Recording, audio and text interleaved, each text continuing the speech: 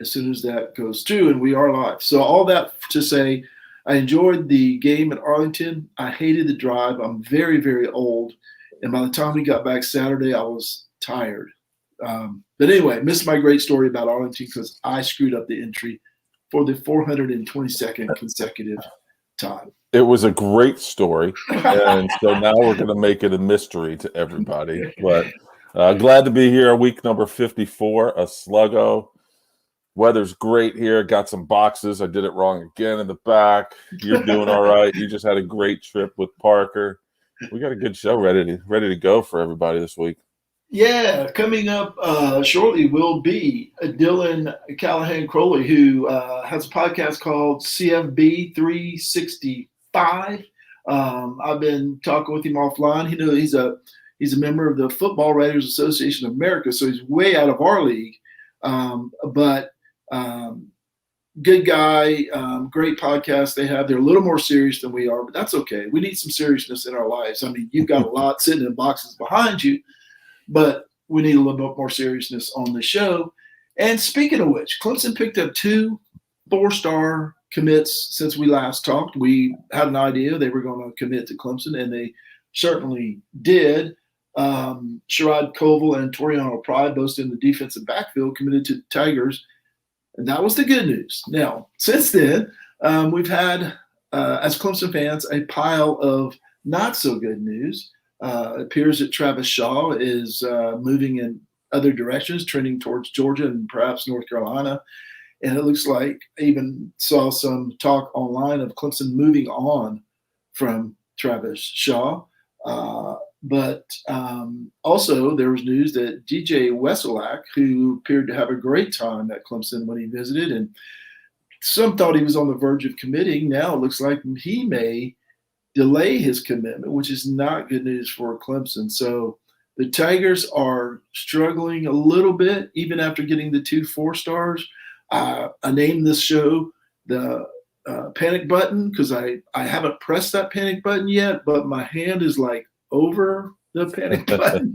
And just wanted to get your take on that before we get Dylan in to talk. Yeah, I'm a little surprised. I was, after hearing the reports back from both of those gentlemen, Travis Shaw and Wesselak, was a little surprised to hear that both were actually trending the wrong way, if you will, for Clemson people. You know, I heard through the grapevine and through an article written by, I believe, J.P. Priester, that about Shaw was that they're pushing the pain, right? Georgia's pushing the pain for Shaw, saying that the defensive line at Clemson is very young and it's going to be bottled up for him if he wants early playing time. I don't know what Wesselak is. Maybe he's just a creature. Maybe he's just a kid, right? Maybe he's just 18 and he loves all the love that he's getting, because these 4- and 5-star kids, they get extreme love at some of these visits. So, yeah, it's a long trip. It's a long thing. Clemson doesn't like people to decommit. So that could be the message too from Wesselak.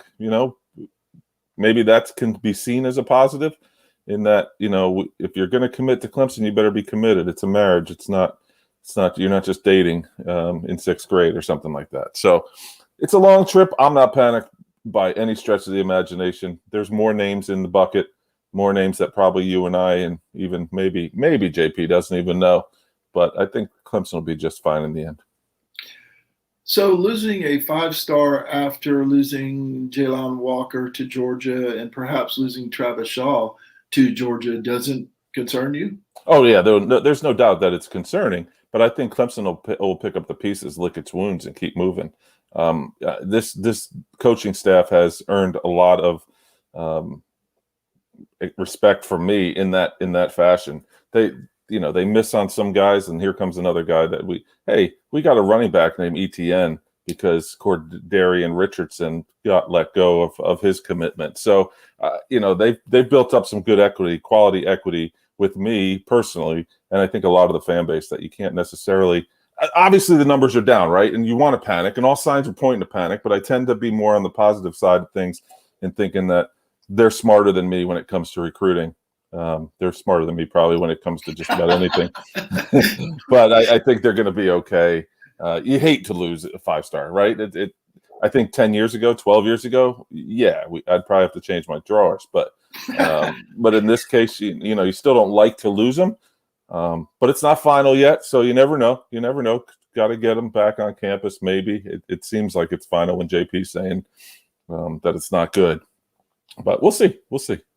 Well, here's the deal. If you're not panicking and I'm hovering over the panic button, something's wrong in Denmark or whatever. And whether recruiting is the cause or not, please change your drawers occasionally. All right. Moving on to other national recruits of note this week, commits. Jaden Gold, number 153 overall, a 4-star cornerback from Bergen Catholic, goes to Southern Cal. Which, the only further place he could go to is Hawaii, I guess, or somewhere, but what a trip. Shamar Jones, a 4-star linebacker, number 146 overall from Mobile, Alabama, is going to Florida. And a name that we're kind of familiar with, at least part of the name, Travell Mullen, a 3-star cornerback, number 181 overall from Pompano Beach, is going to Indiana.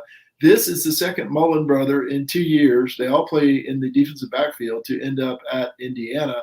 You, Nelson, and I kind of had a little chat about this on the old phones earlier in the week. Didn't look like he had a Clemson offer to me. They're on the smallish side. But still, he's a top 200 guy, and they both decided to go to Indiana over the last 2 years. I'm trying to figure out that allure from Florida to Indiana, which seems, kind of shaky there. And I'm going to try and pronounce this name. Pal could probably help us with this. Nuafi Tulamaka. Tulamaka. We're going to call him NT. NT, number 108 overall from Mission Hills, California, to Notre Dame. And this is a little bit easier one. Dylan Hayden, a 4-star running back, number 237. He's out of Memphis, Tennessee. He's going to Ohio State. Ohio State needed another 4-star. They don't have enough. Gavin, and speaking of not having enough, Gavin Sawchuk, a 4-star running back, number 43 overall, this number 2 running back, headed to Oklahoma. And finally, Jaden Marshall, a 4-star wide receiver, number 224 out of Stockton, California, to UCLA.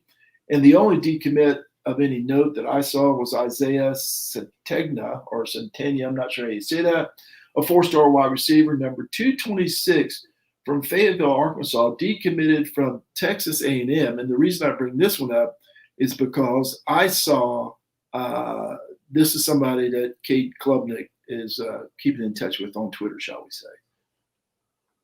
That'll be a good one. I think Jaden Marshall early on was also talked about in Clemson spaces. So obviously there's a lot of allure for some wide receivers. He's off the board. Like you said, the rich get richer with Dylan Hayden, the 4-star running back to Ohio State, Gavin Sawchuk. They got another strong, like in the mold of P. Ryan that Oklahoma used to have. Gavin Sawchuk, his film looks good. I do like the Nuafe Tuihalamak to Notre Dame. That's a big get. He decommitted or was really flirting hard with Oregon. And so for Notre Dame to come in and scoop him up, a top 150 player, that's a really big get for Palk and his Notre Dame Fighting Irish.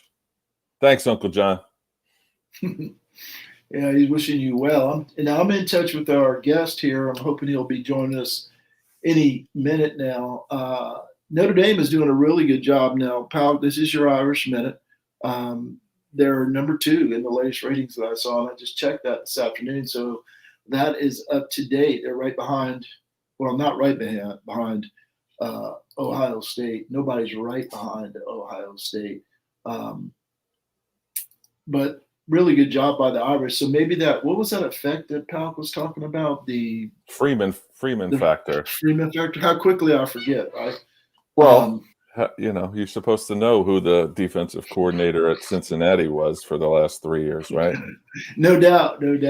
All right, Casey, our guest is up, and I'm not sure if we can handle this. This is a professional here we're about to talk to, two chuckleheads like us talking to someone who is a writer, Football Writer Association of America. We'll welcome him. Dylan Callaghan-Croley. So great to see you, Dylan. I appreciate you spending a few minutes with us tonight. Yeah, thanks for having me on. Definitely. He got the memo where it's T-shirt, very casual, T-shirt, hat. So we're good. We like to mess around. Some of our guests dress up a little bit better than we do, which is, to say they put a shirt with the collar on. we're not that kind. I got my Blood Mountain shirt on. I can't even find out where it's at. But anyway, we appreciate I got the athletic shorts on under this. So yeah, cool. That's the world we're living in, right? You got to look a little bit okay up top, but down below, no one's going to exactly. Now, Dylan, I was telling Casey, I was reading off your bio to Casey here, but we ran out of time pre-show, and all the sites you contribute to or did, you're a scout at Prep Red Zone, PA. You're a contributor to Rutgers Rivals, which, surprisingly for two Clemson guys, we talk about Rutgers a lot because Casey's in West Orange, New Jersey. He's a little disappointed that he didn't wear his Rutgers shirt for you, but I was very disappointed. You're also on the Saturday Blitz, and of course your main gig, the College Football 365 podcast, which I listen to and everybody here should. And as I said, you're an FWAA member, and you also, if I remember correctly, had a Georgia Tech website at one point. Yeah, I wrote for Yellow Jack Dub for a while, and personal life just got a little busy to run the side myself, so took a step back. But in the upcoming days, I'm gonna start contributing more to Saturday Blitz, and I'll probably just cover a lot of Georgia Tech there. All right, that sounds good. More Georgia Tech, because we did, as Clemson guys, we did want to talk to you about Georgia Tech, and that's where we're starting off. Jeff Collins, 3-9 first season, 3-7 last season. From the outside looking in, I'm speaking for myself. I wonder what's the expectations this year? Is he under any pressure? 3 wins, 3 runs. Realize he's changing the whole system, and it's not just one system to another. It's like 1930s to 2020s almost.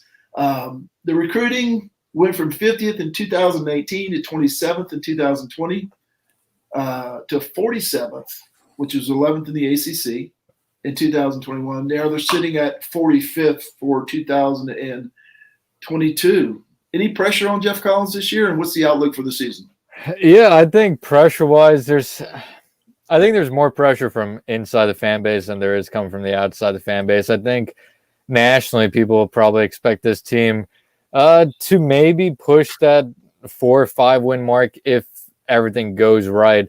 There's no doubt that there's good talent there. I mean, Jeff Sims and Jahmyr Gibbs, maybe not this year, but in 2022, I think that could be one of the best quarterback running back duos, just not in the ACC, but the entire country if both play up to their potential.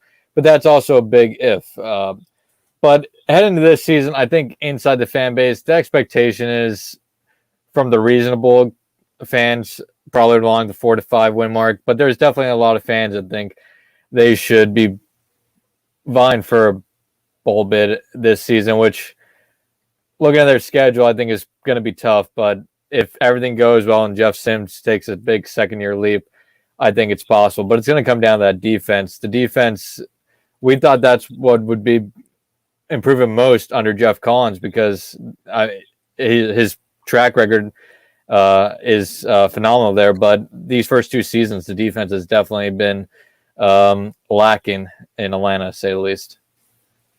Now, recruiting-wise, too, they're obviously they're actually making some splashes with some names, especially in and around that Georgia-Atlanta area. What's his focus? I mean, it seems like, with some of these schools, we follow Clemson more closely than some. I follow Rutgers recruiting just because I'm here in New Jersey. But, I know he's trying to rebuild the cupboard, but he does have the talent with Sims and Gibbs. And, I mean, are they focusing more on the defensive side of the ball, trying to shore that up? And are they getting receivers because they've had such negative in the past? Yes. So the big point that they've been pushing on the recruiting trail so far in his tenure has been really both lines of scrimmage, but especially that offensive line.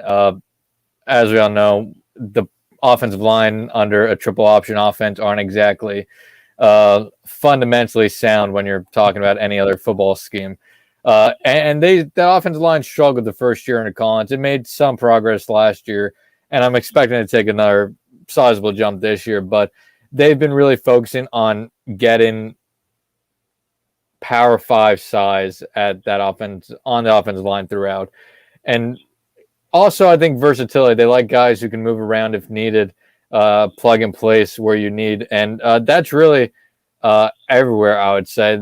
They really have been recruiting really good athletes. Not all the players, obviously, recruiting ratings and rankings are going to seem great. I mean, they have 2 guys right now who are, I think, unranked by 24/7 Sports. I'm not sure where they rank on Rivals, but rankings wise, it may not seem like they're bringing in a ton of great athletes, but I've been impressed by the athletes they have brought in, and they really are focusing on just, I think, getting that size they need to really make it a formidable Power 5 program, but also speed. Because I mean, in today's game, speed is the name of the game. You look at Alabama, Clemson, Georgia, Ohio State. Everybody in there 3 deep, 4 deep can beat pretty much any other team in speed. So, all right. Our guest is Dylan Callaghan-Croley from the CFB 365 podcast. Casey, I don't know if you know this, but they have an outstanding logo for that podcast. One of the best I've ever seen, as a matter of fact. Let's look at the schedule a little bit for Georgia Tech, Dylan. Sure. Just going to start off with 2 non-conference wins, and then their ACC starts with Clemson and North Carolina, and non-conference games with Georgia and Notre Dame. Now, what did you say the realistic fans expected out of this? How many wins? I think realistic fans are looking at 4 to 5 wins. I mean, the good news is I think they should start 2-0 in the season. So you get that nice out in front 2-0, and then you have to win. If we're looking at 4 wins, you got to win 2 of your last 10, which I think it's doable. And we're going to talk obviously about Rutgers in a little bit, but like Rutgers, I think Georgia Tech is probably going to beat somebody this year that on paper they shouldn't beat. And I don't know. I don't think it's going to be Clemson or North Carolina, but Pitt's going to be favored over them. Virginia will probably be favored over them. Virginia Tech. I mean, I think if they could grab one of those games, that's huge. And then Boston College, and I mean, Duke. Miami seems like one of those teams any given year can be either a top of the line program or you wonder what the hell is going on down there. Or sometimes both in the same week, actually. Exactly. They could look like a top 5 team one week, and next week you wonder. I'm going to go off the rails a little bit for you, Dylan. Sure. Here, when I went to the Clemson Georgia Tech game in Collins' first year, and as I'm sure you know where I'm going with this, he brought out the weight equipment on the field. Yeah. It kind of ruffled some feathers with the athletic department. I thought it was hilarious because my seats at Clemson were fantastic. So I'm watching going, what the hell are they doing? This is great. Is stuff like that helping with the fan base kind of keep everybody together? And how does that resonate with the players as well? I think it definitely resonates more with the players. And when it comes to the fans, I think it depends what part of the fan base. If you look at the older part of the fan base, I think it's more of like, okay, then if this is what it's going to take to get back to where we need to, sure. And then the younger fans, I think, are very much forward. They love the energy it brings. But, I mean, the players just really seem to love everything about Jeff Collins, the energy he brings to the program. They're always doing fun stuff during the off season in terms of team bonding or workouts and stuff. So I think it really resonates with the players, and that it does feel like the whole energy around the program has really changed over the last few years, and I think we're going to start seeing the payoff from that because I think it's also helped in recruiting. Definitely. I mean, they just picked up another 4-star today. So I think it's really working with the players and recruits. And then with the fan base, it depends who you are. I personally like it. I think we need more of those type of coaches in college football who are willing to push the envelope or do whatever they think they need to do to build a good program. So That's how I would say it's generally viewed. Yeah.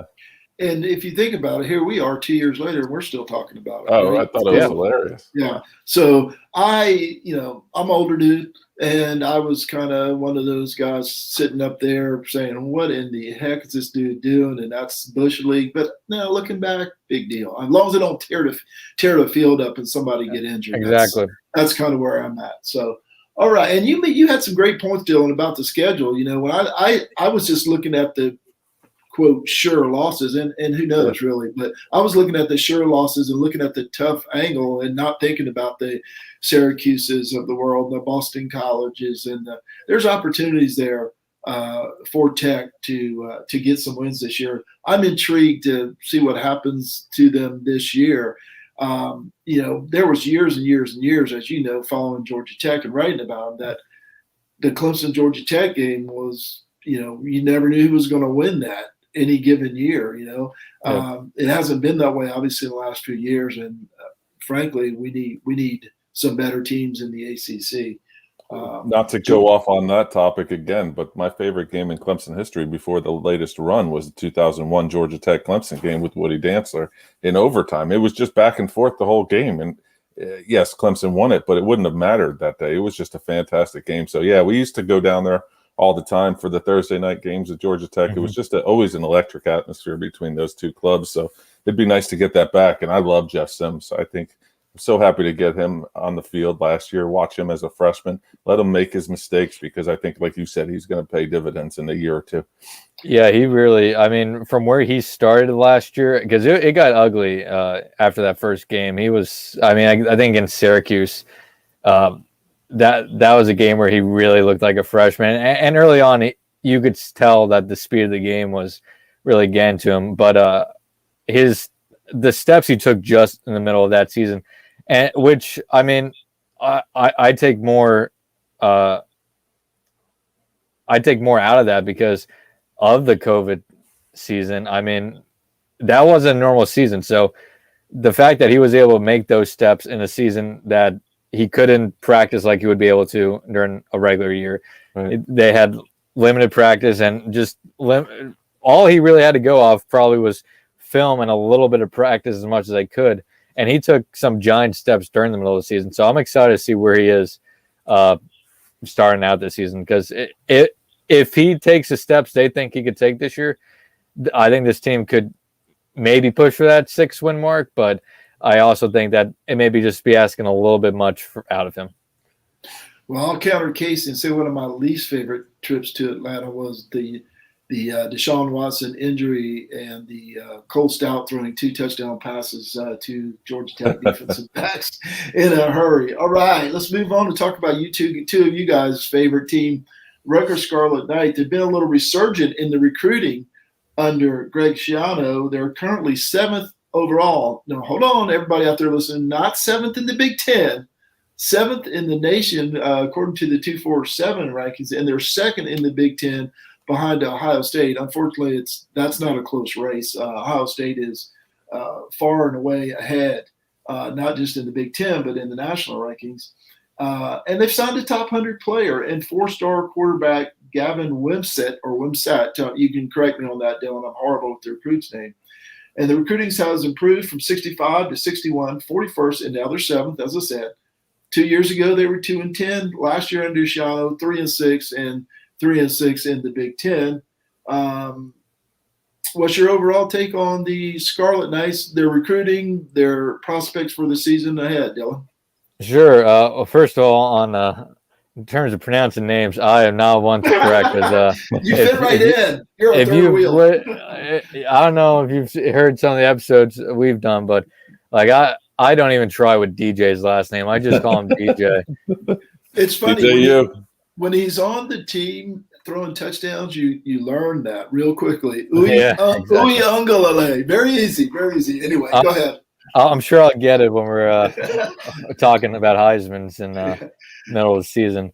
But yeah, Rutgers, my general feeling about Rutgers is kind of similar to Georgia Tech. I think it's going to be an interesting year. I think coming off a 3-6 season, I feel like some Rutgers fans are going to feel like, all right, we were able to do that in a 9-win season. So, I mean, we should be able to get closer to 6 wins in a 12-win season. But I'm not sure if of course, it's not going to be that easy. But I think there's going to be a lot of steps forward for Rutgers this year.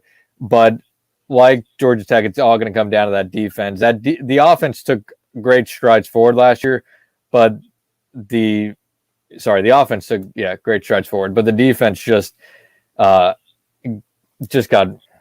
ran over every week. I mean, 206 yards allowed per game. That number is going to have to change if they're going to get 5 or 6 wins if everything goes right. But overall, I think this Rutgers program is on a very good track forward. I don't think they're ever going to necessarily be competing for Big Ten championships or New Year's Six bowls on the regular. But could they be a team that wins 6, 7, 8 games on a regular basis? I absolutely think so, especially under Greg Schiano. I mean, every win he picks up at Rutgers, it just rubs during the wound of Tennessee for passing on him. I mean, I clown Tennessee to this day about passing on Greg Schiano.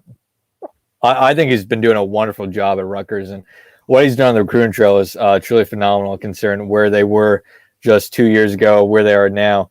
The future's definitely bright in Piscataway. It's just I think we're still maybe a season or two away from them really being a team that can give Penn State and Michigan a game every single year. I think they're going to give those two teams a game this year for a half or 3 quarters, but I just don't know if the speed and overall talent level is there yet to hang on for an entire 4 quarters against those teams. No, when Schiano was at Rutgers the first time, his big thing was to go down, pick kids from Miami, and keep the kids in New Jersey. And I'm looking at the recruiting right now. He's got the number 1 player, Jacob Allen, at a Hun. He's got he's dipping down to Pennsylvania, and I want to ask you, is this the Fran Brown effect? I know our Notre Dame friends talk about the Freeman factor. Sure. Is this the Fran Brown effect coming from Temple bringing in? See, in my world of Rutgers friends, he's the reason Schiano's the closer. Fran Brown is the opener. Sure. But I'm seeing Philadelphia, a lot of South Jersey with Delran. He's even dipping into Illinois a little bit, and then New Jersey. He went into Ohio State territory, got a 3-star. I mean, it just seems like the menu, the blueprint of how he wants to recruit, and when he was so successful in the Big East Conference. Is this a blueprint that can succeed in the Big Ten? And on top of that, is the hunger to get a true rival like a Penn State or a Maryland or something? Yeah, I first on the Fran Brown, I absolutely think that's been a huge part of their success in recruiting Pennsylvania, especially southeastern Pennsylvania. I mean, you look at those Pennsylvania commitments. Winmore is right down the road from Philly. So Sam Brown have Winmore, Anthony Johnson out of Philly, just in 2022 class. So yeah, definitely the Fran Brown effect. I mean, when Penn State had a coach in opening this offseason, my Penn State side, we were talking about guys who could potentially fulfill that role, and the one name we really were talking about that would be a home run hire for Penn State was Fran Brown because of those connections he has in Philadelphia, and that's been a place that Penn State has struggled so much recruiting recently. I mean, you look at just with St. Joe's Prep this past year, the top 2 players in the state of Pennsylvania, both there, and both end up at Ohio State. I mean, those are players that Penn State can't miss. But going back to Rutgers with Fran Brown, absolutely, I think that's a big reason for their success in New Jersey and southeastern Pennsylvania. But overall with the recruiting, like you said, Schiano's blueprint is working to perfection so far. He's dominating the state of New Jersey, which we all know is one of the best states for high school football and high school football prospects in the country. The South gets a lot of love, and rightfully so, but I mean, New Jersey and Pennsylvania both, I think, are two of the most underrated states for high school football. May not produce 5 stars or 4 stars all the time, but they produce a lot of good depth talent. And I mean, a lot of players end up going to the NFL draft from Pennsylvania and New Jersey every year. But yeah, the blueprint's working for sure for Schiano. He's dominating New Jersey, which is only going to help fighting against the Penn States, the Michigans, and Ohio States. Oh, yeah. Because for the last decade, they've been able to walk into New Jersey and pluck who they want. Rashawn Gary, Jabril Peppers. Yep. I mean, you can go on for days with Michigan. Exactly. That Patterson Catholic pipeline. But I think he's focusing on this Pennsylvania, New Jersey, and maybe even Ohio, Delaware, the whole DMV. But also, he's willing to go down south and pick, or in the Midwest, and pick and choose who he wants. And I'm sure as they build pipelines at certain places, they'll go down there more often. We've seen that at Penn State. But yeah, I think that's been his goal so far, and it's worked out really well. Obviously, they're not going to stay in this top 10 for the entire recruiting cycle, just because of other schools are eventually going to just run away with it. But they're going to end up with, I think, at least a top 30, maybe a top 25 recruiting class when it's all said and done. And for year 2, that's a huge win again for Schiano. No doubt about that. Our guest is Dylan Callaghan-Croley from the College Football 365 podcast. Dylan, you're able, we wanted to expand this year and not just talk about Clemson. We had some Ohio State guys on last year and other. So you feel a really big need for us. We can wrap 3 teams up with one guest. How about that? 3 teams in a week. I'm sure you can talk about more than that, but 3 that you write about and are intimately familiar with. And next we wanted to talk about Penn State. Lost their first 5 last year in the weird COVID year. Ended up winning their last 4. This year they open up. It's an intriguing beginning of the season. They open up in Madison with Wisconsin, then play a Ball State team that I keep hearing is somehow some kind of rival, and then they host Auburn. So when I look at that and I say those are 3 games, obviously should win the Ball State game, but they very easily could be 1 and 2 to start the season. And on top of that, is there any question about Sean Clifford being the quarterback? Just reading through some news to preparing for the show, I saw some question about that after he had a really good 2018, not so much in 2020. Yeah, starting with Clifford, I mean, unless Taquan Roberson, a New Jersey product, really takes a big step forward this summer. Clifford's going to be the guy. Everybody thought that was going to be a spot that Penn State was going to target in the transfer portal this season, and they did go after a few guys, but they didn't grab anybody. So it seems that Clifford's going to be the guy, which I think it's risky. If he plays like he did last year, this season can go really bad for Penn State real fast. But if he's able to kind of find what he had in 2019, I think they could get back to where they were from 2016 to 2019. Like you said, the schedule is a tough one to start out, and I mean, it's the Big Ten, so I mean, any given week, anybody could really give you a game. I mean, we've seen Rutgers give people games and beat them, especially this past year. We've seen Maryland do it. You can't write anybody off any week in the Big Ten. Starting at Wisconsin, that's going to set the tone for the entire season. If Penn State wins that game, I think you're looking at a really good season, because I think they are a better team than Auburn. I'm not a huge believer in the Harsin hire down there just yet. And talking about quarterbacks, Sean Clifford has a lot of questions, but so does Bo Nix.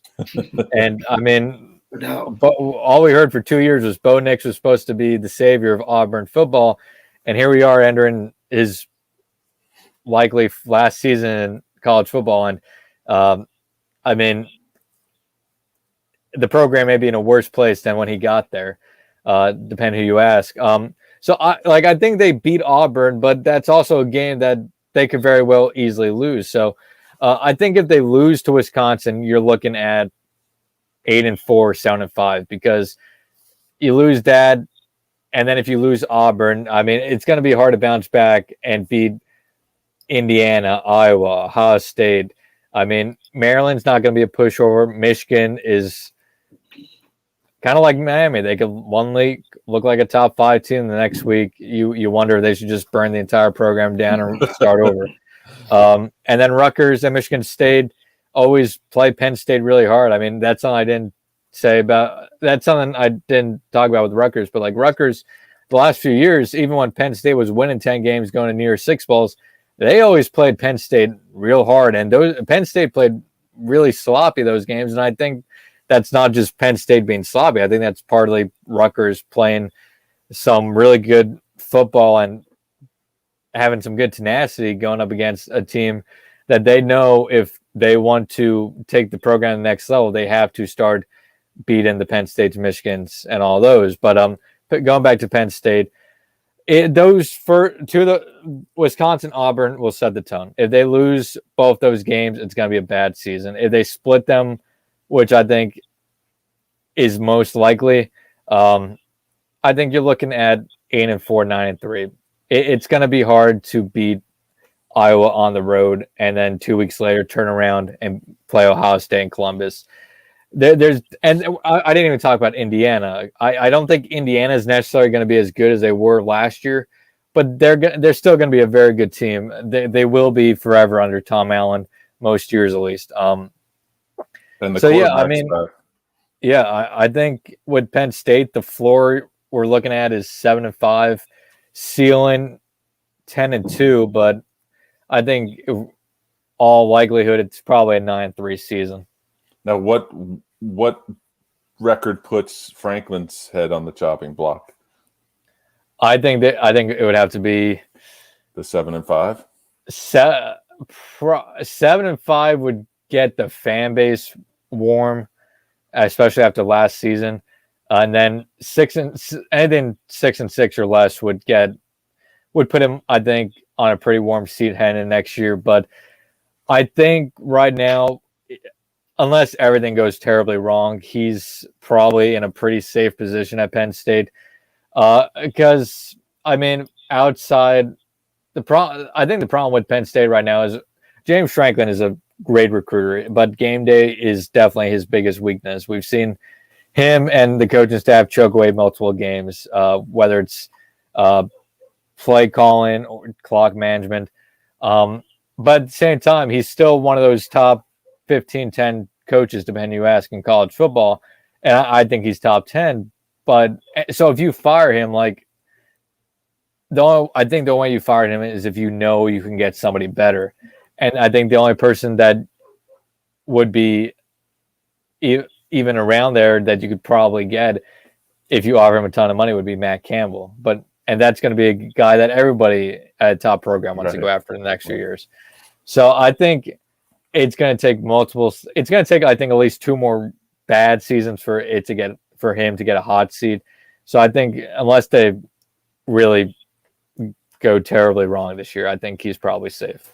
Well, I've even heard talk about him maybe having some interest in the Southern Cal job if that comes open. So there could be a change for a different reason. And I meant to mention this. I did mention this at the beginning that Penn State's currently number 5 in the recruiting rankings ahead of Rutgers. And well, that doesn't make any sense. How were they second? And how was Rutgers second in the Big Ten if Penn State is 5? But anyway, for 2022, I'm showing Penn State as number 5 in recruiting. So, as you said, he's a great recruiter. Dylan, we appreciate so much you coming on and talking about 3 different teams for us. And no problem. We'd like to hit you up during the season. Depending on what's going on, we could be Georgia Tech certainly before the Clemson game, or Penn State or Rutgers and make Casey happy. Yeah, I mean, I'd love to come back on. I had a lot of fun here today talking about all three teams, and yeah, I'd love to come back on during the season. Good deal. Everybody, download Dylan's podcast, CFB 365. It's on seldomnewsobserve.com. If you look under the podcast partners link, it's there, or it's on Apple Podcasts, and I'm sure all the other podcast places you get your podcast. Casey, I'm sorry I interrupted. No, I was just going to say thanks so much. I'm glad you were able, with all the things that you're involved in and writing about, so you had a couple minutes for us. So we really appreciate it, truly. Yeah, no problem at all. And we're actually going to have a new episode of the College Football 365 podcast come out probably tomorrow. We're going to be recording it tonight. So, yeah, we'll look for that to come out tomorrow. Awesome. CFB 365. He's pulling double duty for us tonight. Thanks so much, Dylan. We hope to talk to you soon. Yeah, talk to you guys soon, too. Thanks for having me. All righty. All right. That guy's got some work. He's doing some work here on college football. We just thought we were doing work. I felt bad that we limited him to three teams because he had so much knowledge on the other teams that he was going off a little bit, but then he was like, "Oh wait, I'm only here for these three." So I could have listened to him talk about all those teams for quite some time, and I could have probably talked Rutgers with him for a long time too. Well, those are the teams he writes and follows closely. I'm sure the podcast is CFB 365, not CFB 3. So, right. So I'm sure he's got knowledge, and being in the Football Writers of America Association, I'm sure he has to keep up with, all that stuff, so he can vote appropriately on the 16th team All-Americans and things like that. That was Dylan Callaghan-Croley from the CFB 365 podcast. Again, it's on seldomnewsobserve.com. You can find it there. Under podcast partners or anywhere you get your podcasts. It's there. It's on Apple, etc. And speaking of seldomnewsobserve.com, our friend of the show, Chancey John, John Chancey wrote an article about why he loves the 12-team playoff. I couldn't disagree more. I'm joking.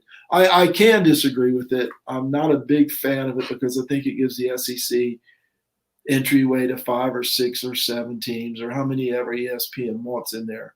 Well, they got to have the 5 conference champions. One of those would be 7 or 8, and whatever it is. Notre Dame's got to be in there too. Well, that's somewhere. one good. That's the one positive. I don't think Notre Dame. Well, they'll be in the playoff. I don't think they're going to championship. Yeah. But anyway, we're writing articles from time to time on seldomnewsobserve.com. We'll ramp that up. Casey's going to contribute when he gets the chance. So check it out. And if you're like Chancey John and you want to write for seldomnewsobserve.com, reach out, send me an email, whatever, connect with me on Twitter, and we'll figure something out and see if there's a good fit. Speaking of good fits, chopping beef tomorrow night, Casey, or yes. Are you shoving stuff into the back of a moving truck? A little bit of both. But as I told you, as you were like, we can take a week off, I say no because it's my kind of escape from reality. But I will be on Chopping Beef tomorrow night. We are going live again. We're trying to figure this out. Work in progress, year number 4 or season number 4 of doing it. We are a man down, but we're still going to do it. So it'll be JJ and I tomorrow night, waxing poetic about everything that's important in sports and beyond. And there is Nelson. Nelson saying, didn't want to insult your guest, but Franklin's recruiting at Penn State hasn't been stellar lately. I'm looking at the 247 page right now, Nelson. They're currently 5th nationally. So they were 21st last year, according to this. Nelson stops his stellar at 6. At 4. I'm going the wrong way. Yeah. Stellar. Well, that's the playoff currently. I think the last couple of years he's probably right, but this year they're definitely they're obviously making a wave early. Doing much better. All right, Chopping Beef tomorrow night. You guys going to be live again? We are. We're going to do it live. We're like I said, work in progress. But yeah. We'll do it. Just like this show, because you missed the fantastic intro I had about Texas Rangers game and $11.25 draft beers. And restrooms that don't smell like your typical Major League Baseball stadium restroom because they didn't have any fans there last year and it's brand new. The other thing I didn't say this, Casey, but I did talk a little bit about the ballpark at Arlington.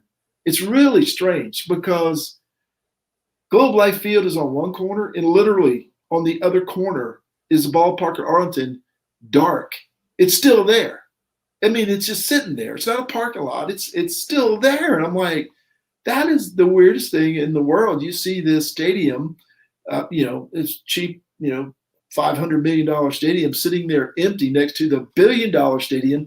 And right behind the $1 billion stadium is Jerry's World, like 1.5 or 6 billion there. And then across the street from that is Six Flags Over Texas.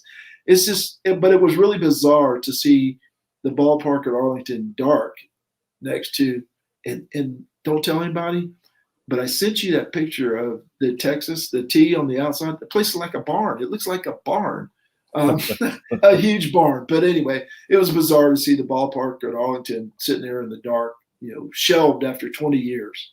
I went down to Dallas for work in, I believe, 2011, maybe 10 years ago. And it felt like, and we actually toured Jerry World, the Cowboy Stadium, and stayed right there at one of the hotels right around that spot. But it felt like that ballpark at Arlington was new at that point.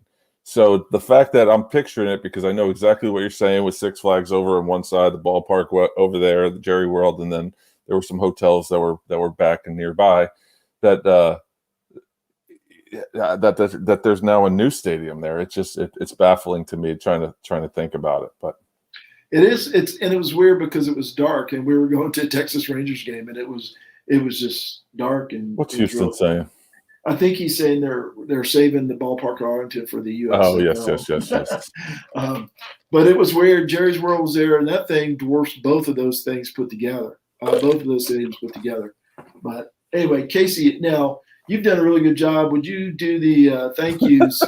Because I obviously can't do the intro and the music. I've regressed, as they say. But tell everybody we appreciate them while I try and find the right music sure. to close this thing out. Thanks so much again to our guest, Dylan Callaghan-Croley from College Football 365 podcast. He was fantastic tonight. Definitely check out their new episode that will be airing tomorrow on anywhere you find your podcast. Thanks to everyone in the Facebook group, especially Nelson Wilhite for all his help and support. Everyone on Seldom News Reserve, Sluggo Podcast, and each and every one of you who likes, listens, and shares, and most importantly, participates. On behalf of Marty Seldom News Reserve Coleman, I am Casey the Beef Cregan. Thanks so much for joining us tonight on Sluggo. We'll see you next week. I think we're done here.